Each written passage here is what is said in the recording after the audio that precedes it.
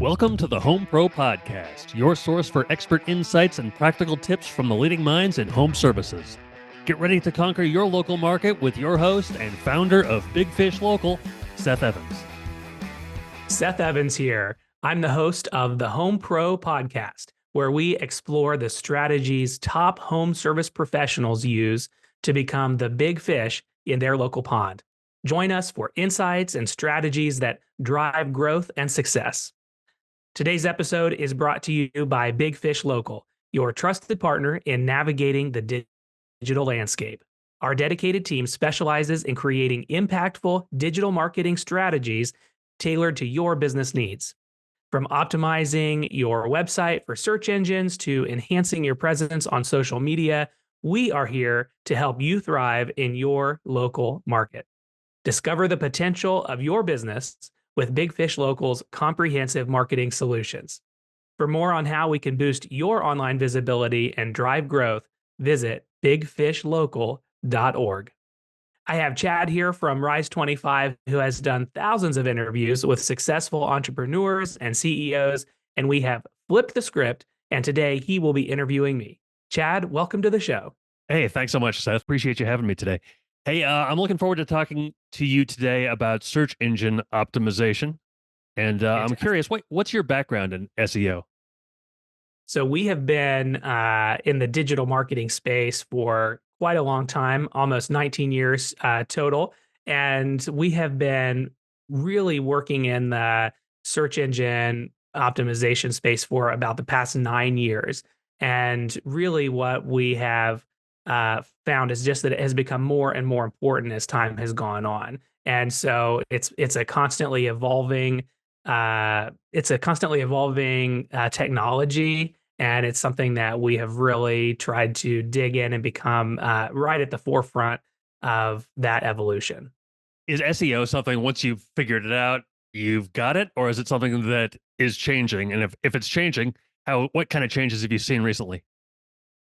Yeah, well, the world of SEO is always changing. And the reason it's changing is that the search engines that you are optimizing for, such as Google, of course, primarily Bing and other search engines, they are always evolving the algorithm that they use to choose the rankings that you see. So when you type in a search like plumber near me, Google is constantly changing the levers that need to be pulled to decide where are you going to show up, near the top of the first page or the bottom of the 8th page or something like that.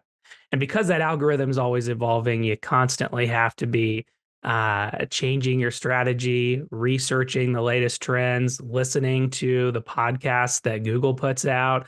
All of these different elements kind of play into it. Chad, you asked what has changed recently. And there actually have been some really big changes to the SEO landscape that I'd like to highlight. One of those is that Google has released recently a really big update to change two major factors that are part of the SEO equation. The first of those factors is what we would call a spam update. So lots of agencies over the years have used what some call black hat marketing techniques, which is basically a fancy way of saying they're using spammy techniques to trick Google by building links back to the websites they're trying to promote that are not really of any value. So this, for example, could happen by going onto a link marketplace and purchasing 500 links for $10 or something like that. And of course, when you're spending that kind of money for that volume of links, that you can't expect you're going to get any kind of value at all from that. But these kind of junk links used to work to kind of trick Google, like I said, and artificially inflate your rankings. But Google is constantly on the hunt for that kind of search engine manipulation. It's not authentic. It has no value. They don't want it to count in their algorithm. And so they just pushed out a really big update where they're now going to be using AI to search for these spammy junk links and remove them from consideration as they are calculating these rankings. And some websites that have been using this type of manipulation very heavily could actually be penalized and see huge drops in their rankings, or could have their website de-indexed altogether, which means that their website would not show up at all in the search results, which of course would be devastating for many local businesses. So Yeah, that's the first big update. sure, sure. So you kind of mentioned local businesses there. Is that the primary impact that these changes would have, or are there some other changes? There some other impacts it could have?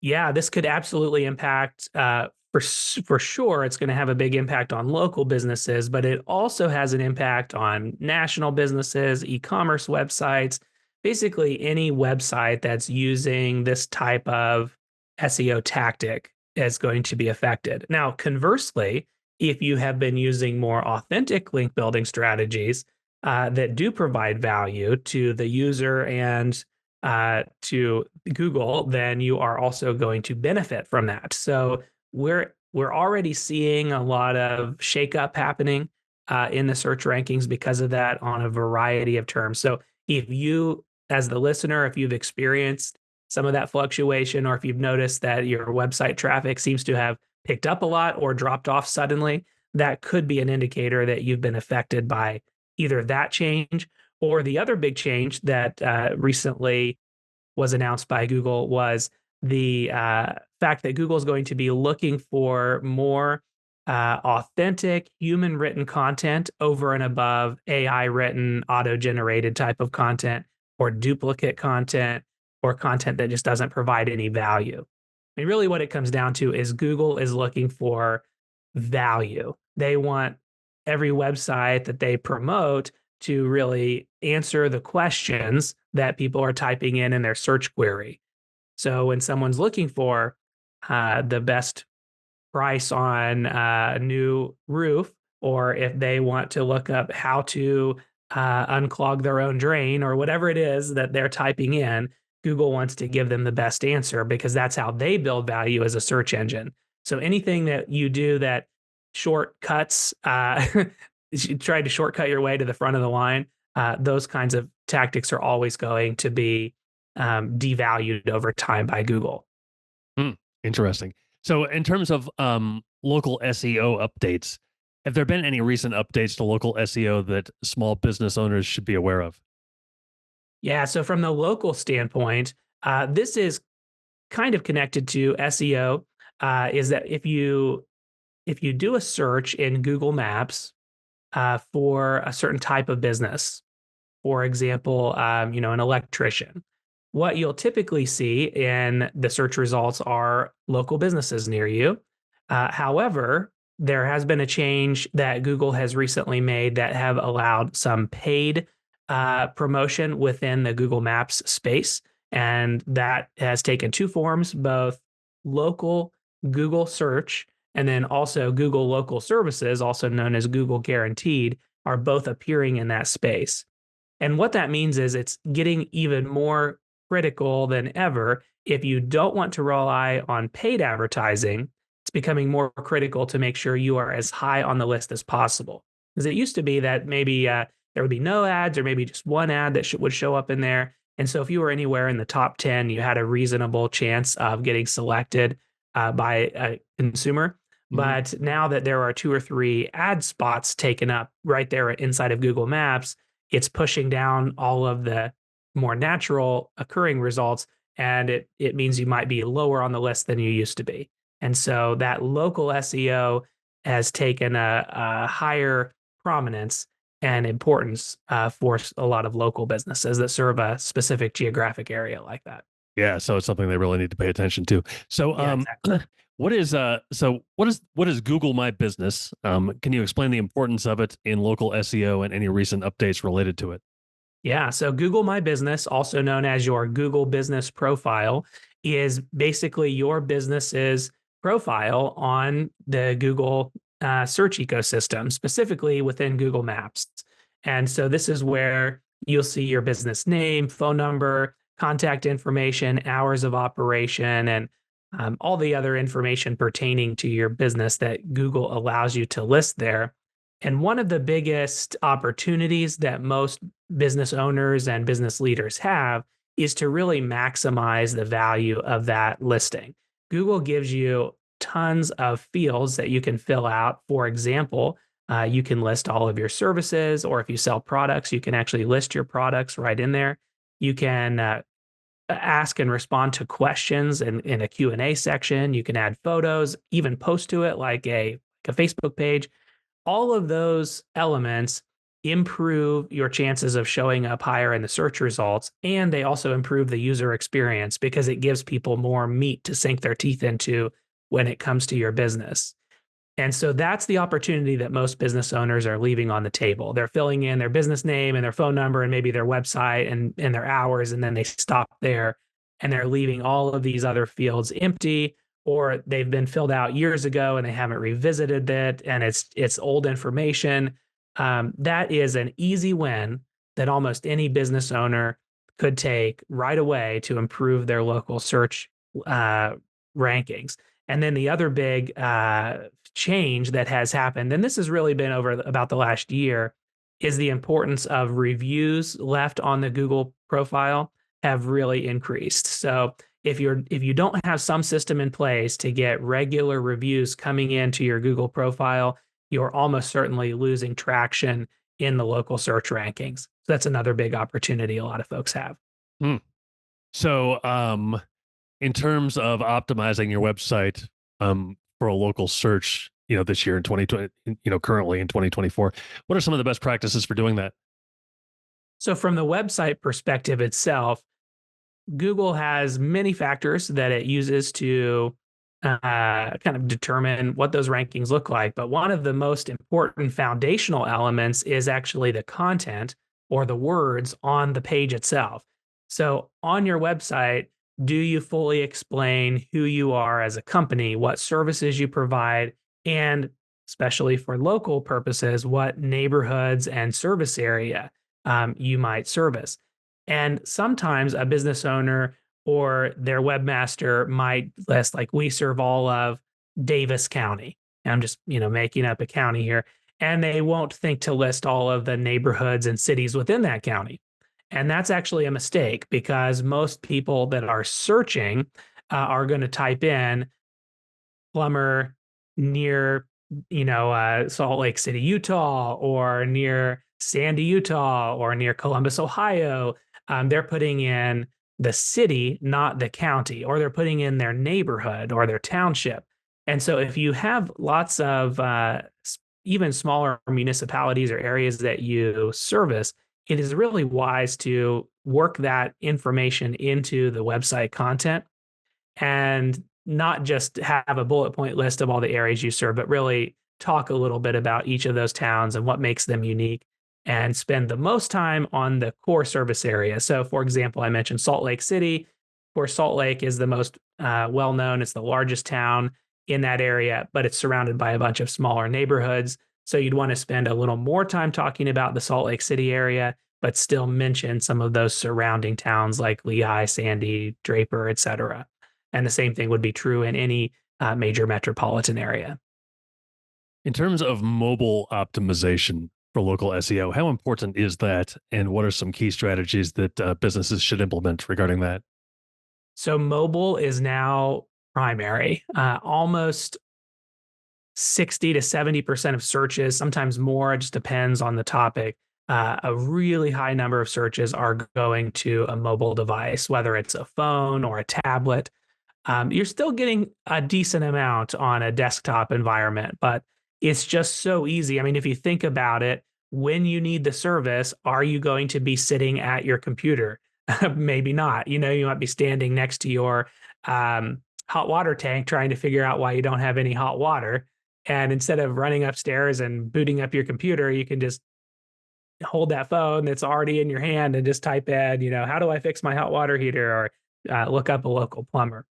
And so because that is such a high percentage of folks that are searching are on mobile, it's important that all aspects of your marketing strategy are focused on mobile first, whether it's the design of your website or the ads that you're running or even your social media posts. Really, the primary optimization should always be toward mobile. One more question about local SEO. You mentioned online reviews becoming more and more important. Is there a way that businesses should manage those? Absolutely. So I mentioned earlier that you should have a system in place to obtain new reviews. That is, of course, really important. Um, I would definitely recommend that you use a text message based tool to do that. We found that text message review requests are as much as 4 to 5 times more likely to be responded to than an email request. And also, still 2 or 3 times more likely than an in person request that you're asking right there if you're not making it easy for them to leave the review. And then once they have left the review, it's critical that someone on the team responds to that review and does so quickly. By doing that, you're validating the review and you're making the person feel good who took the time to actually leave you the review. But you're also sending a signal to all of the other customers out there that you're a responsive business, which increases the trust that they have for you. And as a side benefit, it also increases your SEO rankings as well. You get a little optimization boost from that response. By the way, here's a little tip in that response, don't just say, thanks for the great review. Write as much as you can, a whole paragraph or two, thanking them for the review and restating what it is you did for them. So, for example, maybe someone says, thanks for the great service. Kyle was fantastic. And that's all they say. Your opportunity to respond might be, hey, thanks so much for leaving such a fantastic review. We will let Kyle know that you really appreciated his attention to detail. And now you can talk about what you did. It was a real pleasure being able to patch your roof or replace your hot water heater. And now we know that you have hot water and we're always here to help. And here's how to get a hold of us. So anyway, you put as much as you can in because all that additional language that you enter in gives the reader context, and it also helps Google understand what it is you do. And again, that's a bigger SEO boost that you have. In terms of keyword research, local keyword research, how should businesses approach local keyword research given the recent changes we've kind of already discussed? I think that the logical way to do that is to start as a human, right? We're all humans. And so, what would you search if you were looking for the services you provided? And you might even ask your friends, colleagues, neighbors, hey, if you were looking for someone to fix this issue, or wire up your garage for electricity or whatever it is that you're trying to promote, what would you type in? And just ask some folks and do some real research because there are a ton of great tools out there, and I'll mention a few of them right now. Mhm. But nothing can replace that actual like boots on the ground research from real people. So I love to start there, and actually, we always do that whenever we do search engine optimization or even run ads for clients. We always ask some human beings in addition to using these tools. But some great tools that are out there. Some are free, some are paid. I'm just going to mention two. One is Google Ads actually has a keyword research tool built right in. It's completely free. It can be pretty helpful, but it is not always very accurate in terms of the actual number of people using those keywords. It can be it kind of rounds to the nearest 10, 100, or 1,000. And it's hard to know exactly where that data comes from because sometimes the data just doesn't really make a lot of sense. But if you're just brainstorming, trying to come up with more words that you might try, then I think Google Ads is a good option and it's free. Another paid tool that I really like is KW Finder or Keyword Finder. And I think its data is a little bit more accurate in terms of the number of people searching for each term. And what I love about that tool is you can narrow it down all the way to a specific city if you wanted to. So you could actually find out how many people in your neighborhood that you serve are actually searching for the types of terms that you might want to rank for. And it is also a great brainstorming tool. It'll generate lists of hundreds of other possibilities that you might want to consider as you're doing your own optimization. So we've talked about all these great ways of, getting people to come to your website and find your website and things like that. Once they do, we want to make sure that they come back or feel like they're getting something out of it. Can you share some tips on creating content that kind of resonates with local audiences and helps SEO? Absolutely. So again, remember that you are trying to sell your services or your products to real people, right? Not robots. So you want to write in a compelling way that catches the attention of the people that you are trying to sell to. And then I would recommend that you keep the language at an approachable level. So, for example, write at like a middle school level. Don't write at like a PhD level. Don't use a lot of jargon. Of course, there are some industry specific terms that you might have to use, but write it in such a way that it's super accessible and easy to understand. Don't use too much content all bunched up into a really long paragraph and long run on sentences. Use short, easy to understand sentences, shorter paragraphs with just 2 or 3 sentences each. And then write as much as you can and as detailed as you can that seems to feel natural. And there are some great tools out there to assist you in writing, like Grammarly, for example. There are, of course, more and more people turning to AI to assist them with content generation, like Chat GPT. And I think it's okay to use those kinds of tools, but keep in mind that Google is really trying to seek and destroy Mm. that AI content, and they're really on a mission for more human generated content. So if you use those tools, use them more for brainstorming and outlining. Don't use them to actually write all of the content for you. Make sure you have a real person do that part of it. What technical aspects of SEO should local businesses focus on to improve their search rankings? Mm. That's a tough one because there are about 200 technical factors that go into uh, your technical SEO. And so it can be challenging to try to wade through all of them. But if you had to focus on the few that are the most important, here are the ones that you really want to make sure you tackle. Number one, you want to make sure your website is fully secure. You've seen that little lock symbol that appears up in the search bar. Make sure you have that lock symbol. Make sure you have an SSL certificate installed on the site and that you have no worries about your website security. Google takes that part pretty seriously. Next, you want to make sure the website is 100% mobile friendly. If you have a website that looks great on desktop but does not look very good on mobile, you might actually get decent rankings in the search results on desktop, but you won't show up at all on mobile. Google knows if your website's mobile friendly, and they will penalize you at least on mobile search if you don't fulfill that end of it. And then third, I would say make sure your website loads very, very quickly. There's a free tool that Google offers called Lighthouse, where you can type in your website address and it will actually give you a score from 1 to 100 on how fast your website is running, how well optimized it is. And you really, if possible, you want to be in the 90s or at least in the 80s. If you're down in the 40s or 50s on that score, then you're probably getting a little bit of a penalty in your rankings. And there are some tools you can use to speed up the site, or you can reach out to an agency, of course, to assist you with that. Um, in terms of local search performance, how can businesses improve that through schema markup and other technical SEO strategies? Ooh, you named a really kind of advanced strategy that a lot of people don't know about, but I'm glad that you did because it's one of those things that makes a big impact, but most people don't really know about. So schema is just a fancy way of saying the data that the search engine is looking for on your site. And search engines have gotten pretty good at crawling a website and looking for the data about your business. For example, your business description, your hours of operation, the services you provide, all of that.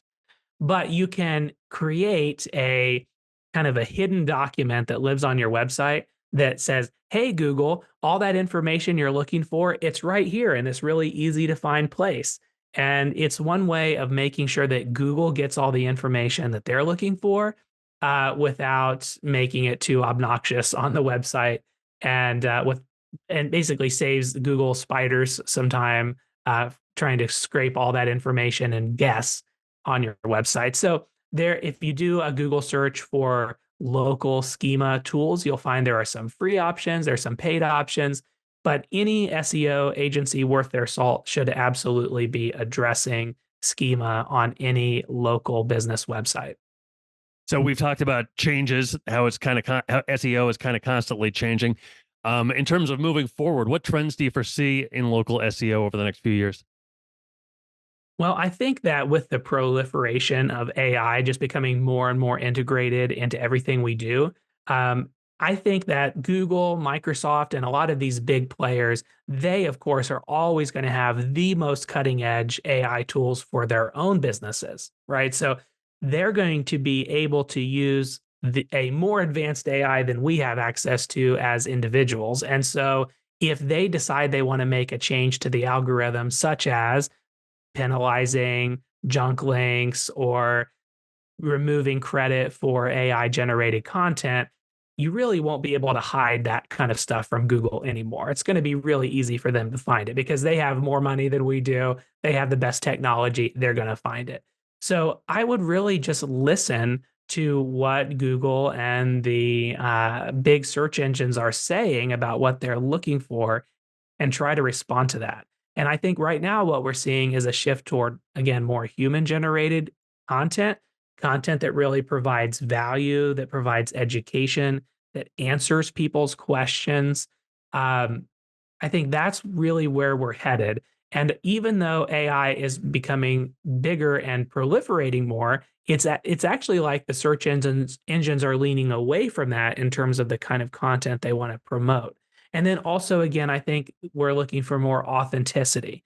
So when it comes to link building, a link from the Better Business Bureau or your local chamber of commerce, or maybe Better Homes and Gardens or a well-known publication, those kinds of links are always going to be valuable because they make sense that you would have them, and it is it's a signal to your visitor that you have some kind of authority or reputability, like a BBB type of a link. But all of these junk links that have been around forever, that people keep spending money on, those aren't going to provide really any value at all, long term. Even if you get a small short term boost, you're going to pay the price for it later and lose any traction you gained. So I think that's really where we're headed, is just greater levels of authenticity, which actually I'd say to me is very refreshing, because this is a space that for a long time had uh, a lot of confusion and a lack of authenticity. So I think we're moving actually to a healthier space in some ways. Can you share a quick success story where a business significantly improved its SEO and maybe the steps they took? Yeah, absolutely. We worked with a plumbing client out of Salt Lake City that really didn't have a great SEO position when we started. In other words, they had a great business, they had a great team, they really took care of their customers, but they just didn't show up when people were looking for plumbers or water heater repair or replacement or any of the other things that plumbers offer, you know? And so we worked with them over the course of several years actually to make great strides, not just in the area they initially served, which was the Midvale area near Salt Lake City, but really the whole Salt Lake region. As we grew, they added more services. They actually added an HVAC division. They expanded their service area quite a bit, so they were really covering the whole valley. Um, some of those things happened pretty quickly. Within just a few months, they were able to start pulling in a lot more traffic. But by the end of that time frame, over about 4 years, they were able to grow their business from right around the $2 million mark to about the $20 million mark in terms of annual revenue. And we can't attribute all of that to SEO, but we know that that played a big part. I can tell you that because about 80% of the traffic to their website came from organic search. So they were spending less money on that than they were for the 20% of traffic they were getting from their ads. And it's just the way it works. SEO is a better long term strategy for most businesses because you get a lot of clicks through to your website. It's more natural. And instead of paying for every single click like you would with Google ads or any other type of paid advertising. What tools or resources would you recommend for businesses looking to improve their local SEO? So I mentioned before that KW Finder is a great tool to do some keyword research. There are also some tools that you can install on your website itself. These are tools to assist you, not to do it for you. There are some new AI based SEO tools out there that you'll start to see advertised. I do not recommend those tools. And again, this all goes back to who has the biggest, meanest, baddest AI. It's going to be the search engines. So if you're using AI to try to beat their AI, your AI isn't as good as theirs. It's not. So when you try to rely on those tools, any kind of gains that you might make are only going to be temporary. So it really has to be done by a human. You can have some assistance. A great tool that is out there is Rank Math. It's a plugin that you can download for free on a WordPress website if you have WordPress. Very similar to Yoast, which is one of the most popular SEO tools. They're both great. Rank Math allows you to install your local schema that we were talking about earlier. It's built right into the tool, so you don't have to use two different tools. You can do it all in one. That's actually the tool that we use for websites.